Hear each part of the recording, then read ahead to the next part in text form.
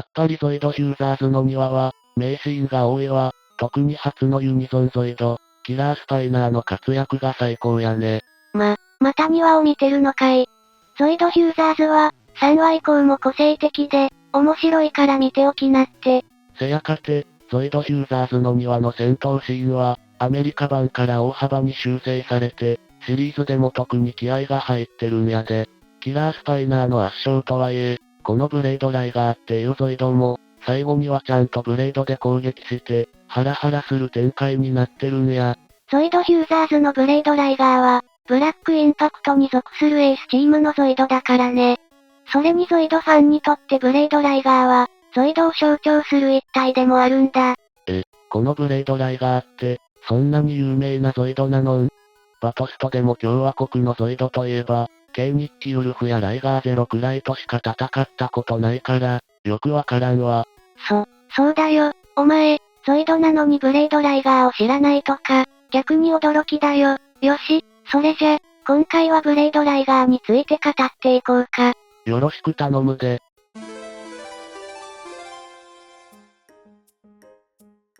ブレードライガーは、2000年に発売された共和国の次世代ゾイドなんだ。ジェノザウラーのライバルゾイドになっていて、ジェノザウラーの約1ヶ月後に発売されたんだ。ブレードライガーって青色なんやね。でも、ジェノザウラーの後に登場って、めちゃハードルが高そうやね。ジェノザウラーといえば、完全新規のティラノサウルス型で、デスザウラー風のデザイン、家電粒子砲やホバリングと高スペックな上に、キットは2000円なのに目が光ったんやろ？まあね。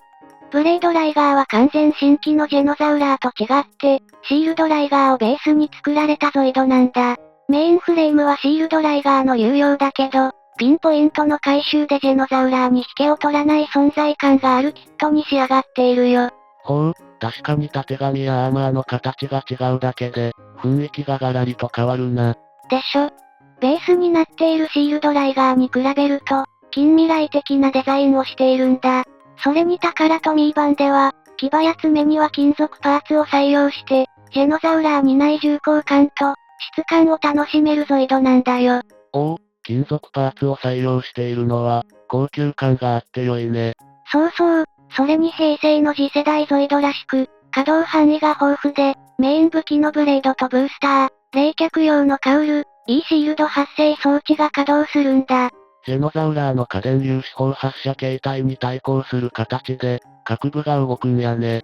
ブレードライガーって名前や、可動部分からこのブレードがメイン武器なん？そうそう、メイン武器はレーザーブレード。固有振動によって接触したものを切断できて、ブースターと組み合わせることで、すれ違いざまに鉄器を切り裂くことができるんだ。あれ？ゾイドヒューザーズでは、カニに弾かれてなかった？それはアニメのご都合主義ということで、牙や爪、ブレードの他にもシールドライガーから進化していて、背部にロケットブースターが標準装備されているのも注目だね。ほう、どのくらいのスピードが出るのん？ブースターを使うことで、ブレードライガーのトップスピードは、時速 305km を達成。飛行能力を持たない陸上ゾイドが、初めて時速 300km を超えたんだ。おお、時速 300km を超えると先に登場した、シールドライガーやセイバータイガー、ジェノザウラーを圧倒する速度で、受ける印象が全然違ってくるやね。この時速 300km 超えは、当時のゾイド好きな子供たちにも、革命的な事件だったみたい。そうなん？そうそう。第二次ゾイドブームの当時は、時速 300km を叩き出す500系新幹線がデビューして、2年くらい経過していたんだ。ブレードライガーの登場前まで、子供たちの間では、ゾイドは新幹線より遅いぞと鉄道好きの子供たちから言われたり、ブレードライガー登場以降は、ゾイドは新幹線より速いぞとゾイド好きの子供たちが巻き返したりと、当時の鉄道好きとゾイド好きの間では、ささやかな争いが起こっていたみたい。平成の子供たちらしい、微笑ましい光景やね。それで、アニメやバトストではどんな活躍をしていたん？よし、次はブレードライガーの活躍を見ていこうか。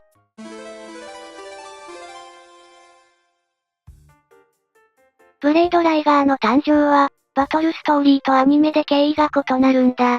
まずは初代アニメゾイドから見ていくよ。ジェノザウラーも、アニメとバトルストーリーでは、設定が違ったからね。この辺からバトストとアニメが分岐していくんやね。ブレードライガーの前にバンが登場していたゾイドは、シールドライガーなんだ。でもライバルのレイブンが乗るジェノザウラーに手も足も出せず、家電粒子砲でゾイドコアを貫通されてしまうんだ。おー、マジかいな。ワイらでもゾイドコアの破壊はしなかったのに。やりすぎやで。コアが停止したライガーが石化してしまったのは、絶望的だったね。悲しい。なかなかハードな展開やね。その後、ジークとフィーネがシールドライガーと合体して、光の眉エボリューションコクーンを形成。バンや仲間たちがピンチに陥った際に、眉が解かれて進化したニューライガー、ブレードライガーが姿を現したんだ。ロボットアニメらしい、主人公機交代の熱い展開やね。ブレードライガーは、初戦で強化型セイバータイガーと戦うんだ。セイバータイガーは、レイブンが前に登場していたゾイドで、強敵やったね。そうそう。でもブレードライガーは、強化型セイバータイガーの銃撃を、シールドなしのアーマーで弾き、ブースターによる加速、そしてブレードを展開してからの切り込み攻撃を行うよ。シールドライガーの時はあれほど苦戦していた、セイバータイガーの強化タイプを一撃で真っ二つにするんだ。真っ二つはやりすぎじゃない？そしてなぜシールドライガーがこのブレードライガーの姿になったのかも、ハイエンドマスターモデルのオリジナル解説があるんだよ。ほほう。バンのシールドライガーは、ジェノザウラーと戦う以前にヘリック共和国の基地で整備を受けた際、ライガーは設計段階だった次世代ライガーのデータを取り込んでいたらしい。それってクラッキングじゃないのん？スマホみたいに特定の条件で、勝手にアップデートされるのかもね。共和国製らしい、ゆるふわさやね。ここで取り込んだニューライガーのデータと、バンたちと一緒に戦ってきた記憶と絆が、シールドライガーをブレードライガーにしたという解説だよ。取り込んだデータだけでなく、バンたちと一緒に戦ってきた記憶と絆が、生まれ変わる要因として大切だったんやね。そういえば、アニメでバンが、俺とジークとライガーも接近戦が得意なんだ、って言ってたもんな。そうそう。バンとジークとの思い出や絆、フィーネや仲間たちの思いやりや願いが形となったのが、シールドライガーから進化を果たしたブレードライガーだったのかもね。それからバンとジーク、ブレードライガーはお互いの絆を大切に、ジェノザウラー、デスザウラーといった強敵たちを倒していき、少年編からガーディアンフォース編に移行してからも、ずっと一緒に戦い続けていくんだ。ほう、長い期間、活躍したんやね。そうだね。アニメでは細かいところがアップデートされて、レーザーブレードの基礎部に備わっているパルスレーザーガンは格納式のガトリングやスナイパーライフルになったりするよ。めちゃかっこよさそうやん。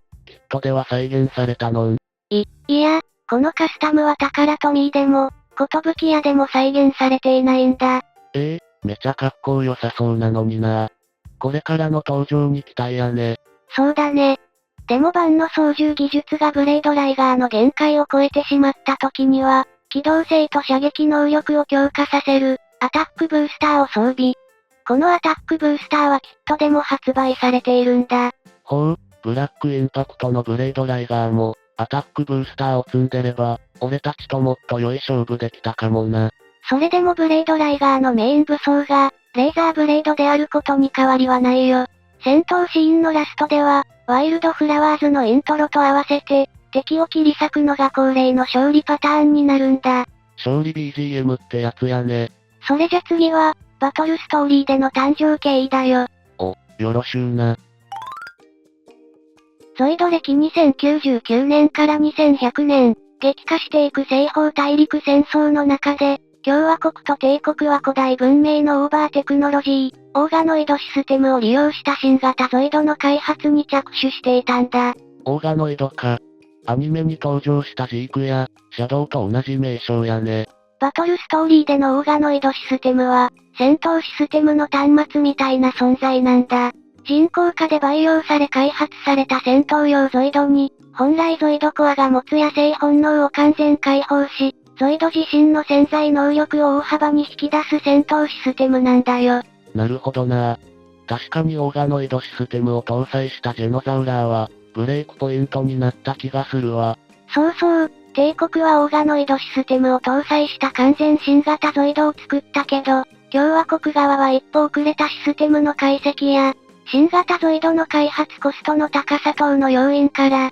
誕生から約半世紀経った共和国の盾、シールドライガーをベースに開発されることとなったんだ。共和国のお財布事情が伝わってくるな。まあ、主人公の愛機を丸ごと新型ゾイドに変更するよりも、一個体を進化させて乗り続ける方が、ゾイドファンは心が燃えるんじゃないかな。ダークスパイナーの後継機にも期待したいわ。もうあるじゃん。そんな感じで、共和国はシールドライガーをベースとしたブレードライガーを生み出し、それから新型のストームソーダー、ガンスナイパーを完成させたんだよ。ちゃんと新型も出てくるんやね。ストームソーダーは、レドラーの後継機として開発されていた、帝国のゾイドだけどね。共和国が設計図を脱出するんだ。共和国って一体。そしてバトルストーリー内でのブレードライガー誕生の過程にも、アニメの主人公バンフライハイトの存在が伺えるんだよ。そうなん？そうなんだ。これもハイエンドマスターモデルの解説なんだけど、戦場に出現したジェノザウラーが共和国軍のゾイドを次々となぎ倒していった際、それに勇敢に立ち向かっていく一機のシールドライガーがいたんだよ。そのライガーのパイロットがもしかして？そう。類まれな操縦技術を取得した非正規の少年民兵、後に特務部隊ガーディアンフォースに配属されるバンフライハイとその人なんだ。バトルストーリーにまで登場するのは熱いな。でも、アニメと同様にジェノザウラーの力は強大で、シールドライガーはなすすべもなく撃破されてしまうんだ。ほうほう。そして、ジェノザウラーへの再戦を強く望むバンに対して、共和国のゾイド開発局も全力でライガーの復活に力を注いで、開発されたのがブレードライガーなんだよ。寿屋は、うまいことバトストとアニメを融合させたな。そしてこのバンとブレードライガーのコンビの活躍により、ブレードライガーは共和国軍で正式導入されたんだ。オーガノイドシステムにリミッターを設定して、操作性を安定させた量産型のブレードライガーが、エースパイロットを中心に配備されていき、やがてライガーたちと共に、勝利を導いたライガー乗りたちには、レオマスターの称号が与えられていくんだよ。ここでレオマスターが登場するんか。そうそう。レオマスターの一人、クレイジーアーサーの愛称を持つアーサー・ボーグマン少佐が、バンの機体と同様のリミッターなしのオーガノイドシステムを搭載した、アーリータイプのブレードライガーに登場し、実戦テスト兼ガリル遺跡の調査の任務に出たんだ。ジェノザウラーが出てきそうな展開やね。その通り、そしてガリル遺跡に到着したブレードライガーは、遺跡内で発見した新オーガノイドのコアをめぐって、乱入してきたジェノザウラーとの一騎打ちに入るんだ。ついにライバル対決か。ジェノザウラーとの初戦は、ブレードライガーの勝利だったけど、新オーガノイドは帝国に渡ってしまうんだ。その後もブレードライガーはジェノブレイカーと対決、最終的にはデススティンガーと惑星の未来をかけた戦いを繰り広げるよ。アニメやバトストでも、惑星の未来をかけた戦いを繰り広げるとは、さすがは主人公キナだけあって、ストーリーや活躍も濃かったな。そうだね。逆にはイラはなんで勝てたんや？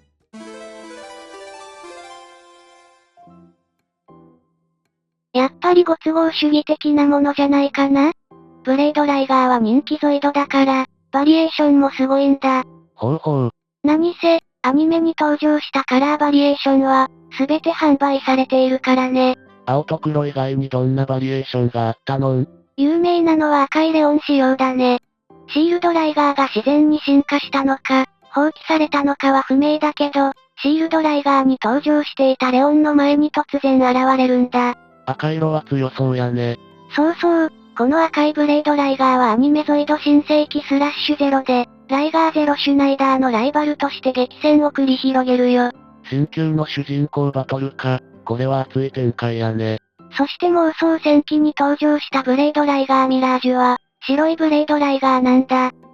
白いカラーリングだと、ライガーゼロっぽい感じがあるな。良いところに気づいたね。HMM 版の設定では、ライガーゼロにも使われている特殊軽量合金、エルワチウムゼロを搭載している設定になっているんだ。その他にも、アジア限定カラーのブレードライガーもあったりと、何気にカラーバリエーションが多いゾイドなんだ。なんだかガイロス帝国みたいなカラーリングで、これもかっこいいな。ふふ、そうだね。だからトミー版以外にも多数のブレードライガーが販売されていて、HMM、ZA、リボルテック、鋼ワークス、そしてゾイド40周年記念に出た記念モデルと、登場から20年以上の間に様々なキットが出てるんだよ。やばいな。このラインナップを見ると、圧倒的にレジェンドゾイドやん。ワイらが買ってよかったんですか？まあね。ただあれは、あのブレードライガーを3体も倒してしまった、という姿を見せて、G ユニゾンの凄さを演出してたのかもしれないね。あの黒いブレードライガーたちも、ユーザーズの時代でも良いゾイドなんだろうけど、ゾイドの強さはパイロットの腕で決まるということなのかもしれんね。パイロットのラスターにも色々あるけど、最終話まで定期的にストーリーに関連してきて、最終的には RD の味方になってくれるんだよ。それぞれ個々のブレードライガーたちが、パイロットたちとの絆によって活躍する。そんなストーリーがまたブレードライガーの魅力を引き出しているのかもしれんな。そうそう、伝説のゾイドだけあって、ゾイドジェネシスではオープニングに登場、さらにゾイドワイルドでもワイルドライガーでカラーリングを再現するパーツが配布されたりと、今でもカリスマ性があるゾイドだね。ゾイド40周年のロゴになるくらいやからね。平成ゾイドを代表するブレードライガーだけど、令和ではワイルドライガーに続いて、どのような看板ゾイドが登場するのか、40周年後のゾイドにも注目だね。せやね。じゃ、今回はこのくらいで、ご視聴ありがとうございました。